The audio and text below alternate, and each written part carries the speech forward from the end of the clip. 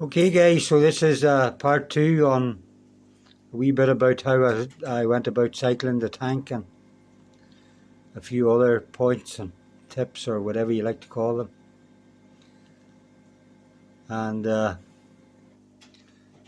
it's about 3 weeks since I set up this little goldfish tank as a bit of a how-to video for anybody wanting to set up a small goldfish tank. It's the way I do it anyway. I know it's not the way everybody does it, but it works well for me. And I hope you've watched the first video I done. And this is a follow-up video on how I cycle the tank. And just some general points of interest. So I usually fill my tank with the gravel, and then I add the water. I put in and start up the filters, and then I add some dechlorinator, whatever plants or any of the decor or bogwood. Then I add a quick start filter bacteria. I float the fish in the tank, and when temperature acclimatized, I add the fish. This would normally be done with me in the evening times. And time isn't important, it's just the way it works out for me that I'd be doing these things in the evening. The following morning for me would always be day 1 of the cycle. During the first 4 days I do not feed the fish, but they usually have some Elodia in the tank to munch on if they want to. That's a bit of Elodia there. It grows quite well without planting it. It puts out aerial roots, and it'll actually suck nitrates straight out of the water column. It doesn't have to be planted. It's a really good plant. Goldfish love nibbling on it, and it grows quite quick. It grows also in cooler conditions. Anyway, I also have in a little bit of Java moss. It's not stuck or glued to anything or tied to anything. It just has a couple of pebbles sitting in the middle of it to hold it on the bottom. And it's growing away there the best. And goldfish don't seem to nibble on that too much now, but it's there if they want to. But it's also doing a job of sucking up nitrates. It also can process ammonia and nitrite, Java moss. It's a great plant. So anyway,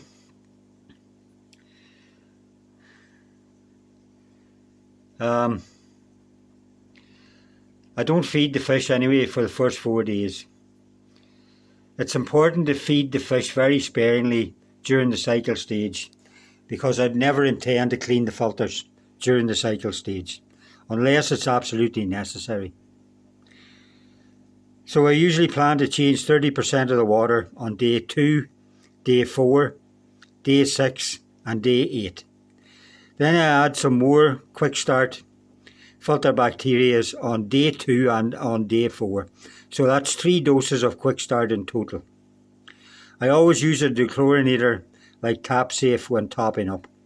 But I also run the water off the back of a spoon, and that sprays it into the bucket that I'm using to top up. It also disperses chlorine. We then want to push out the water changing intervals to every 4 days, and I usually start carefully feeding the fish on day 4. It's hard to read this and keep videoing, guys, so it's hard to keep track of the fish here when I'm looking at the pages. I did try video and speaking and whatever, and it wasn't working out the best, so I wrote down what I was going to say, and now I'm reading it out, so bear with me. I now change 30% on days 12, 16, 20 and 24. I then again push it out, and I change the water 30% again on days 30 and day 36. That's 6 day intervals. Day 36 I would clean out the filters in the water that I had removed, and every time I change water I'm using a gravel siphon and cleaning the gravel as I'm removing the 30% of water. And this helps you to retain the filter bacteria.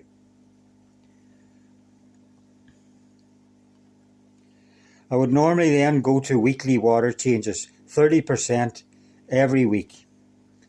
I would clean the fluval internal every second week, and I would aim to clean the sponge filters about once a month. I would normally do my water change on a Saturday, and I do not feed the fish on that day. That gives things time to settle and the filter bacteria 24 hours to recover from cleaning the filter.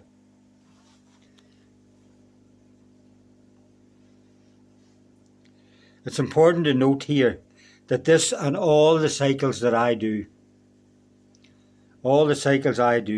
they're flexible. And although I never use any test kits, I'm constantly smelling the tank for any hint of ammonia. And out of interest, ammonia normally smells like cat's wee.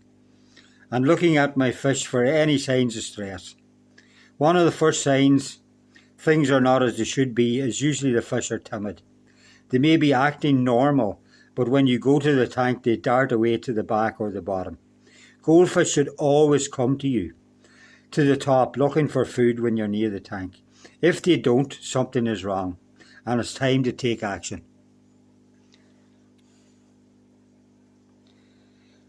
It's an important part of fish keeping to know your fish and how a particular fish acts and reacts, because anything out of the ordinary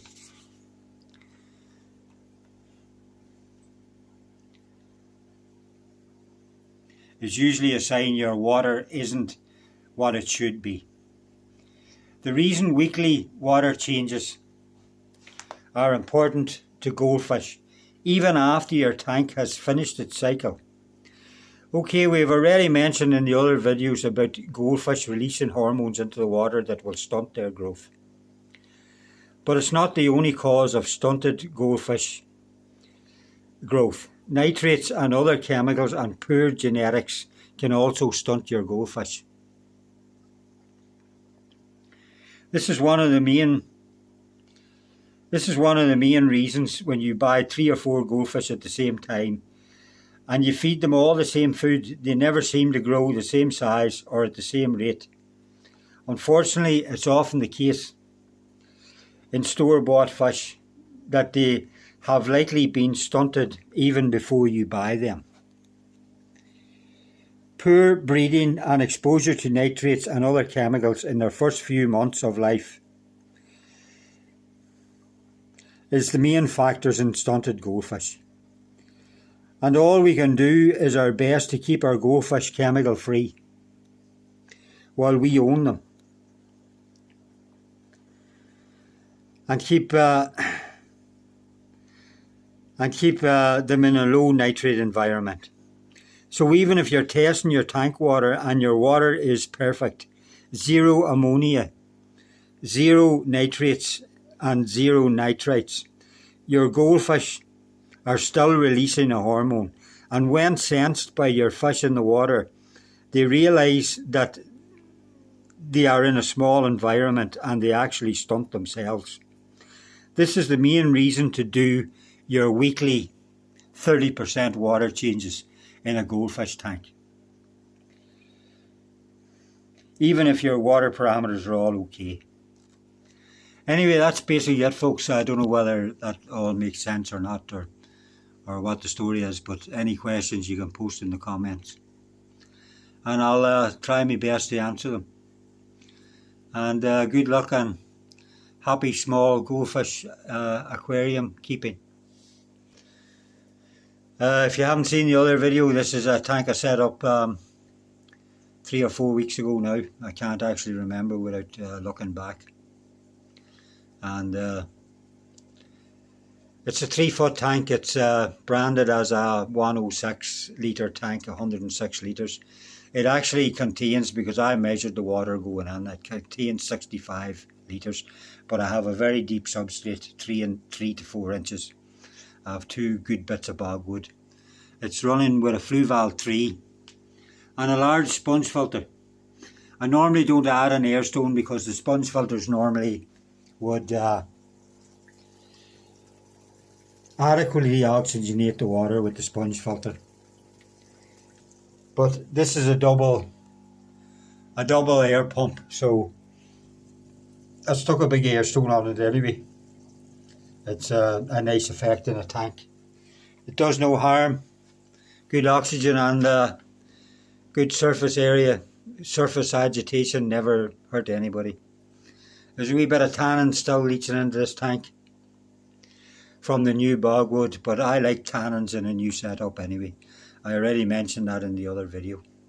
Okay guys, happy goldfish keeping. Bye bye.